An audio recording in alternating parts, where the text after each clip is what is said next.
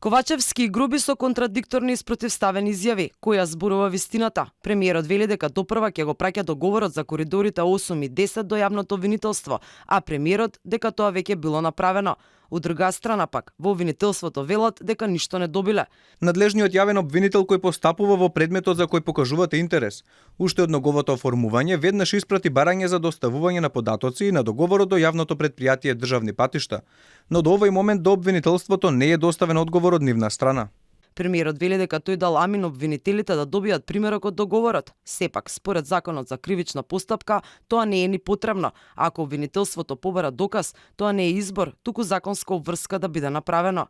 Јас како претседател на владата, меѓутоа и други министри повика институции да го испитаат случајот и антикорупцијска комисија и обвинителство. Обвинителството реагираше така да од тој аспект нема никаков мотив за криење на било што. Договорот веќе во наредните практично сати ќе биде доставен преку јавното претпријатие за државни патишта до јавното обвинителство. Со ова премиерот го демантираше вице-премиерот. Груби уште минатата недела на брифингот со новинарите тврдеше дека обвинителството веќе поседува еден примерок.